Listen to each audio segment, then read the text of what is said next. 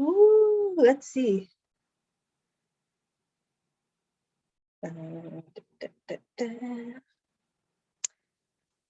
right, yes, we are live. Boom. Give me 2 seconds. Should have the song at a different part. But we are live. We are live. Hello, everyone. Now to start recording. 3, 2, 1.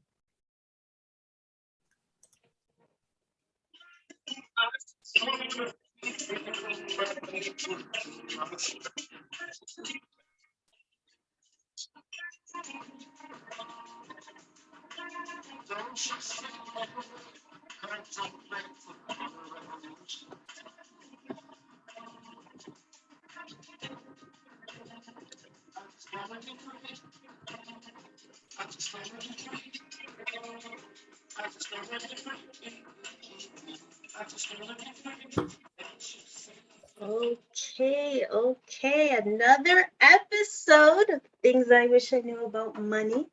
I'm your host, Camille Smith, and of course, I have a lovely guest on. One of the biggest, the best people I know, my mentor, Kurt. And guess what, Kurt? What's happening? Hello, everybody. What's happening?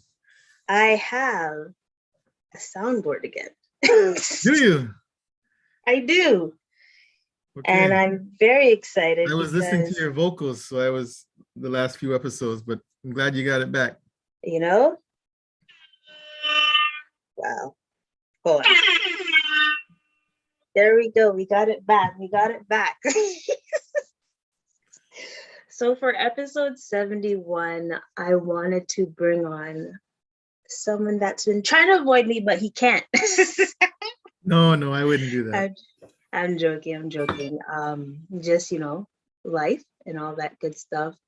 And I'm just happy for you to be back because I feel like when it comes to this type of topic, you are like one of the number one people that I know that is very experienced, a guru, I feel, and all that good stuff. And it sucks that we can't play like the actual video to You're too kind. Now people are going to expect big things from me. I know. And sure. For anyone that is new or hasn't tuned in before, I don't know why, because you should already have subscribed and liked and all that good stuff. Kurt, please tell the lovely people who you are. Who I am. Mm-hmm. I'm Kurt. I am. I love it. How do I describe myself? I am an investor. I'm an accountant, professional accountant in the financial industry, and I've been in there for a long time. Actually, I've been in the industry for about 20 years in the investment industry, and along the way, I learned how to invest for myself. And so I, use some of what I learned in the industry, use some of what I taught myself along the way. I didn't have YouTube and podcast and all these different things to learn, so I had to learn the hard way. And but it seems to be working out so far. That is true. I mean, with 20 years experience, I'm pretty sure you have like a lot under your belt with knowledge and experience. Yeah, good and bad. 20 years, and the more I learn, the more I realize that there's so much that I don't know. There is so much to learn and know about money, financing, business, and 20 years in, and it feels like I'm just scratching the surface. That's so interesting. Yeah, there's a lot out there. There's a lot of money out there, and I don't have much of it. When you factor in all the money out there in the world, I have I don't even know if my percentage shows up on anybody's radar. Stop this. You're too modest. But you're actually right, because when it comes to like accumulating there's trillions and trillions of dollars out there. Yes. And it sucks that even with your 20 years experience, you feel like you haven't even hit the surface. And there's like individuals like myself or others that haven't even touched it, is like not even taking that in consideration on like the potential they can have with building wealth. And it's scary because I remember I sent you an article about the Black spending power. Yeah. And I know we looked at it a little bit Yeah. earlier.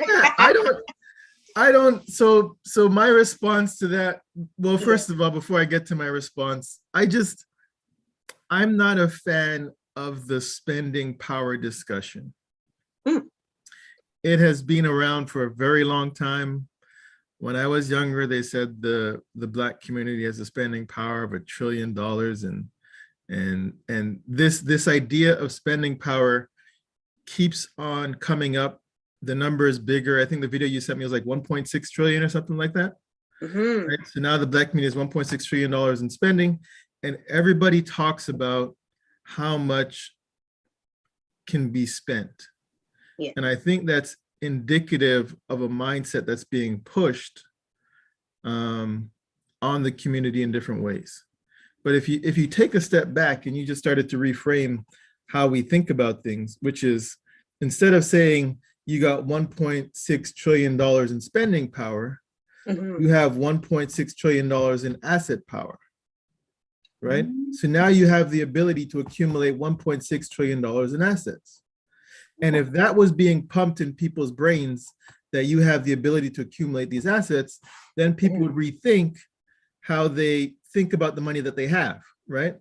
They wouldn't be thinking that my money is for spending. They would be thinking that my money is for accumulating assets, right? You don't hear about the spending power of the white community. You hear Bill Gates' net worth.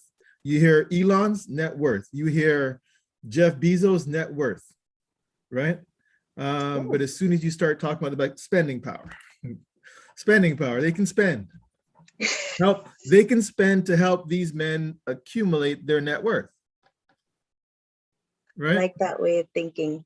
So that discussion has to change around stop talking about spending, start talking about assets. I like that because it's the other way of thinking of like the money mindset that we always think about. Oh, I'm getting these assets. I got this nice car. I got this big mansion. But like, in a sense, it's kind of a liability, unless it's basically because an asset is something that produces income or is, in producing income, while assets is reducing your income or more of, like we said, spending power. So it's like assets put more money into your pocket and liabilities take them out. Exactly. Thank you. Yeah, So it's like when you think about asset power instead of spending power, it now makes me want to switch my mind on saying, okay, what kind of assets would I be able to receive or accumulate in my lifetime? Because I'm hoping to get a lot of assets. You're on your way. I know. You're on your way. Slowly but surely. You're well on your way. You got this show going on. You got episode 71. Brand equity is an asset. That is true. Right? Why? Coca-Cola being one of the most, tried and true companies over generations and generations. The biggest thing about Coca-Cola is its brand equity, right? You can go to the store next week and buy anything off the shelf, but people still want Coke, right? That's brand equity. And that's where the value of the company comes from. Sugar water, right? Otherwise, you just buy sugar water and you're good to go. But you put the name Coke on the sugar water and people are willing to pay more for it. Yes, and they will choose that one over the other one. Right? So do you prefer equity? You're well on your way. You're building brand equity right now. Awesome. Do you prefer Coke or Pepsi or ginger ale? Me? I rarely drink Coke. Mm-hmm. And I'm not endorsing it. I don't own the stock, so I shouldn't be talking about Coke. But I rarely drink Coke only if if it comes with some, and Coke. I drink and Coke. I'll just say that, but not Coke. And and then and so yeah, that's probably Okay. so Coke over Pepsi in that case, I guess. They're just and Pepsi doesn't. I never heard of an and Pepsi drink, so Fine. That's fair. So that's good. So but brand that's equity. branding right there, right? When your name True. is synonymous, if it's and Coke, then when you go to the bar, if the bar is serving Pepsi and Coke, when you order a drink and you're automatically going to say and Coke, automatically Coke gets the sale. That's true. That's brand equity. That is That's true. an asset. Ooh, okay. So brand equity, I got to remember that one. So I'm on my way already. And I guess when it comes to, if we think about the brand, we also know that brand or that company has a stock. And having a stock is part of an asset because you're part owner, just a little bit, part owner of the company. So that's another asset. So there's two assets overall. Is there any others that you can think of? Because we want to think about how to build our net worth, because that's another story. Man. The list is endless. The list is endless. But if you roll it up, you got real estate, you got stocks, and you got business, right? Yes. But and then you got, then you have those are the things that you can own, right? Real estate, stocks, business. Those are the things that you can own. Go to sleep, wake up, not have to do anything, and the next day you got more money than the day before, right? Especially with dividends. But then you do have another side of the asset accumulation spectrum, like we said, brand equity. If you're building a personal brand, right? Or some would just call it celebrity, right? You build enough that people are so interested in being around you, consuming you, that there's value in that. There's sponsorship, there is speaking engagements, there is, a whole spectrum of stuff that you can do, building your own brand, building your own side products that go with your brand itself.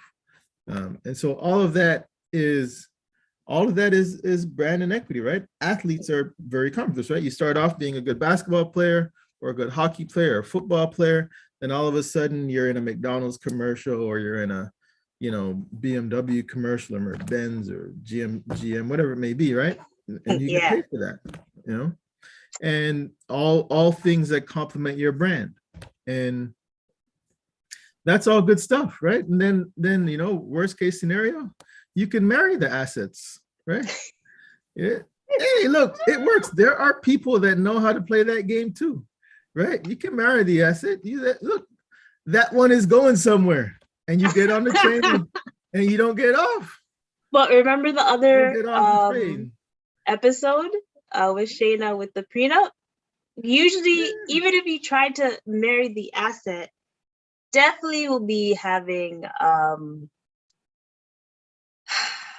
prenups involved, because maybe the person will think like, get on early, trying to get my money. Get on early. They can protect everything. They can easily protect everything that they brought into the marriage, right? I came in with this, I should be able to leave with this. That's what the prenup does. But you get on the train early, whatever happens after that, you're good to go, right?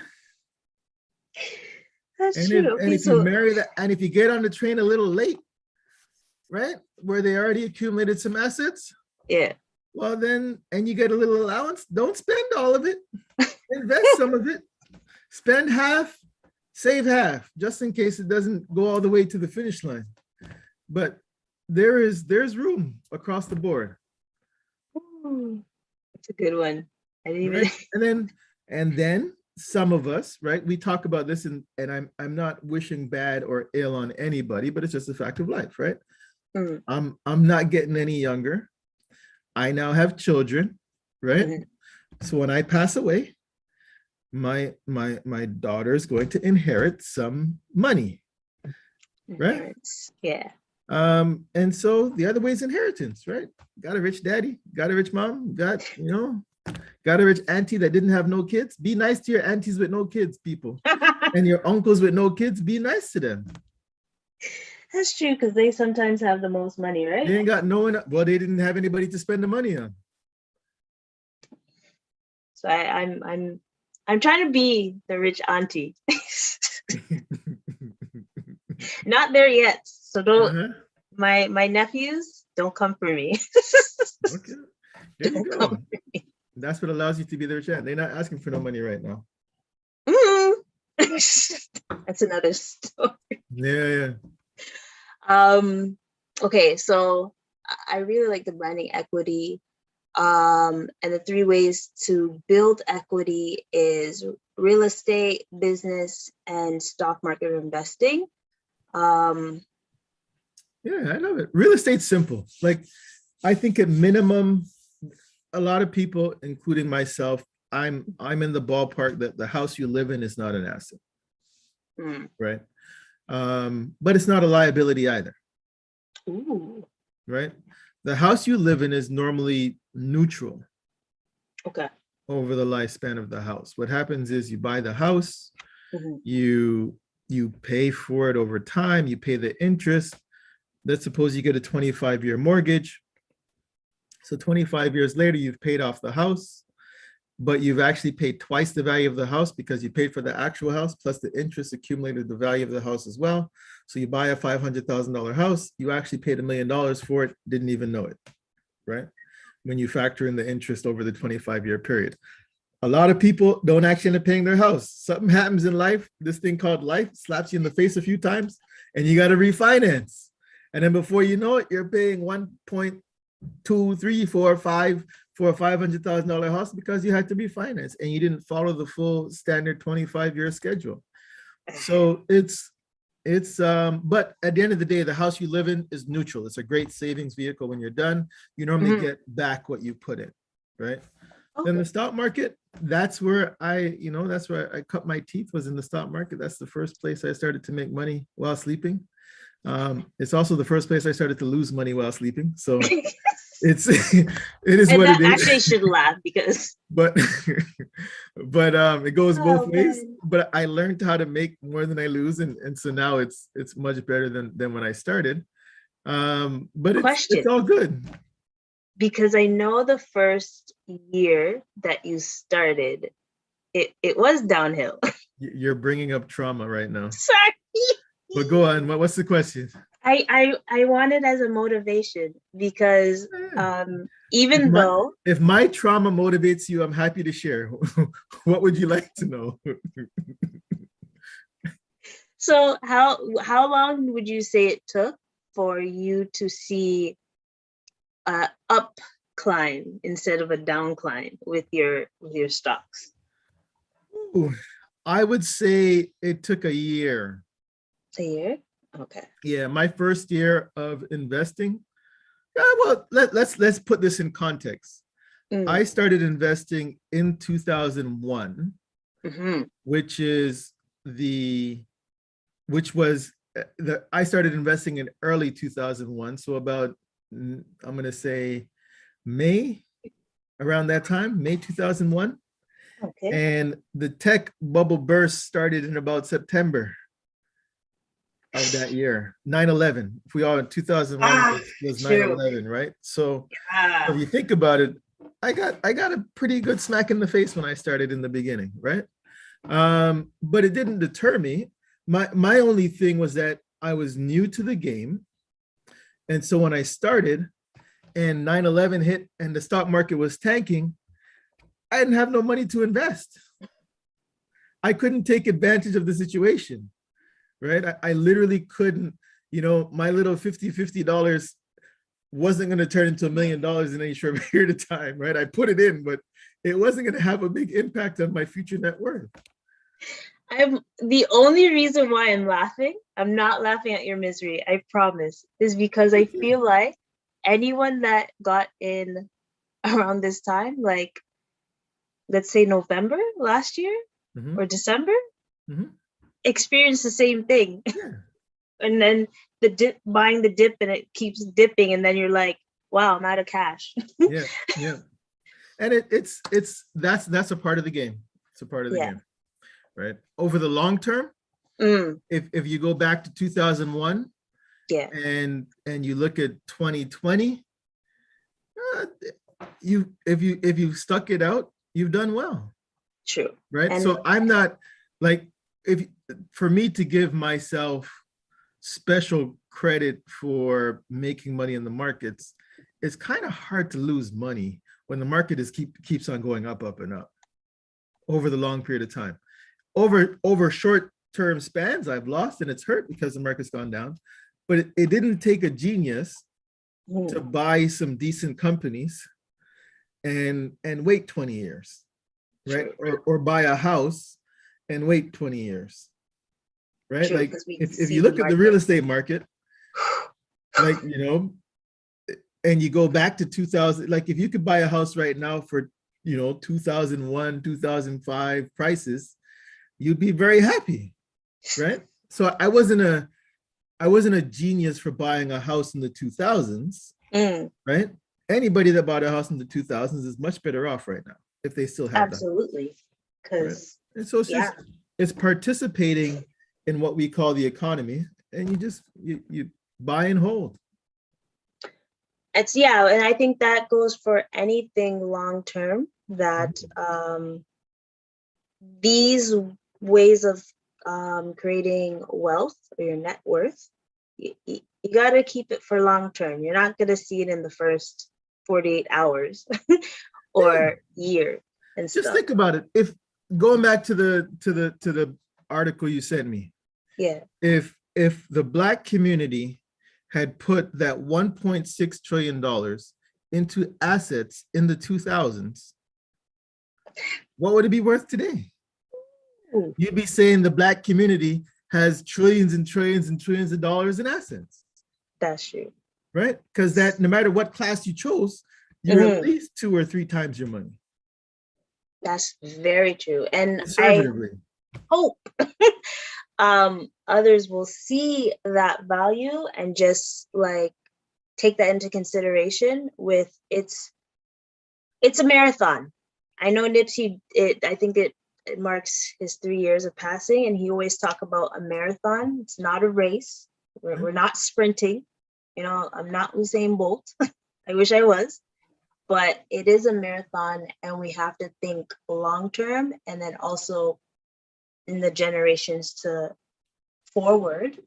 Um, and I remember seeing this article about not an article, a photo, and you know what? I've been on many webinars and everything, and they always tell you, what's your number? What's the number that you have that that you see for the future? Like, is it 1 million? Is it 2 million? And let me tell you this, especially the net worth. Okay. The So, net worth. So yeah, when people say number, and this is an interesting one, but go ahead with the net worth numbers.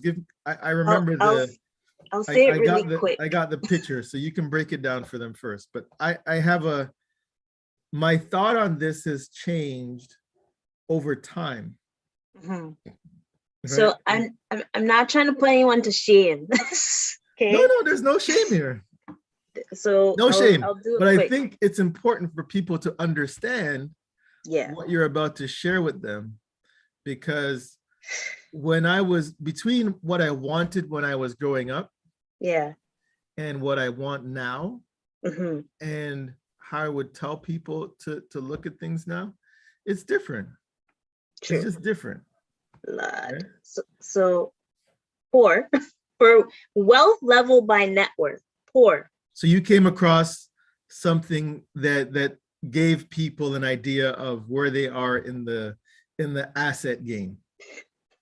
So or net worth game, as they call it. Yes. Okay. So 0 to 500K, you're considered poor. Okay, one sec. Now, they started at zero. Yes. So did they talk about the people with the negative net worth? Like the Oh, ones I that don't are, even think. is there a I don't name? even think Is they're there gonna put a, that. couldn't they just say below 500 and call it a day? Why did they have to, they had to cut out the people below zero? What is that all about? The people below zero don't have a definition to them? They have to work their way Work their up way because, up to poor. guys, there's a So lot if of you have people a like net that. worth, if you have a net worth that is less than zero, your first objective, according to this chart, is to work your way up to poor. Ouch. I know, and then I take I into think somebody just consideration. turned off the channel, the TV or YouTube. Sorry, it's not No, TV anymore. Somebody don't, just shut down their internet. don't. It's okay. It's okay. In all due time. So middle class is 500K to 2 million. Upper middle Middle is, class, 500K to 2 million. yeah. Okay. Upper middle is 2 million to 4 million. Mhm. Comfortable. Comfortable. That's- This is what you is, call, like, oh, I can breathe now. right? Like I can take a You're breath. just I can. you're in your All right. leggings and everything. 4 Comfortable. million to 10 million. Wealthy, 10 million to 30 million. Lesser rich, 30 million to 80 million. So let's get this straight, because now you've added a new word in here. I did. For one, Lesser rich. we went from wealthy to rich, and you don't enter the rich category until you hit $30 million, is what you just said. Is that what you said? Yeah. Okay, I'm listening. Go on, keep going. Blood. Comfortable rich, 80 million I to wonder if 150 comfortable rich million. feels different from comfortable. I wonder. So rich is 150 million to 200 million.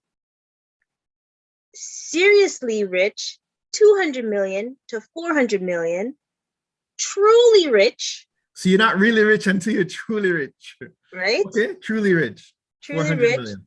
400 million to 800 million. Filthy rich, wow, is 800 million to 2 billion. And super rich is your over 2 billion. Whew. Wow, that's a hard pill to swallow right there. It is. And So I'm gonna give you some context in terms of mindset. mhm, Personally, when I was growing up, I wanted to be a millionaire. yes. That was my goal, right? I want to be a millionaire, $1 million. And now you're telling me that all I aspired to do was to be middle class. Mhm. It's interesting. So that's a tough pill to swallow. But I will say this. I will say this as just a way to kind of close out this segment to think about. Yeah. I do agree with accumulating assets. Yes. The purpose of assets is to generate income for you. Correct. Right? So I know they talk about net worth, but really your first goal should be financial freedom. Generate assets that pay you enough that you don't have to work. Right? And so you should have a passive income number that works for you. Right? So if you can live off of $50,000, get whatever assets it takes for you to live off of $50,000 that generates $50,000 without you having to do anything to generate that money, and you're financially free.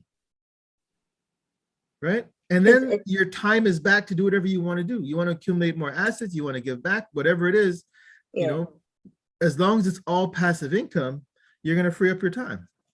That's true. Wow. And it's sad that we have to wrap up because we're clashing. This is a quick one today.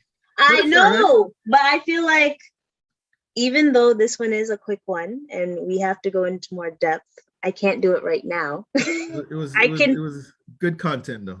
Yes, I think what I could do is maybe in between the week, we could discuss about it more. And because there's just so much more to talk about. There is. But when it comes to There is. live, I can't talk about it no more. Nah, But no, we do have to discuss about this more, guaranteed. for But sure. until now, I'm going to wrap it up because I have to respect time. Well, thank you for having me. Thank you, sir, again. And it's a pleasure when you stop by and everything. Yeah. But on this note, folks, make sure you like, subscribe, share, and all that good stuff. And stay tuned for some more because we're going to talk about this more, of course. Anyway, got all faith music.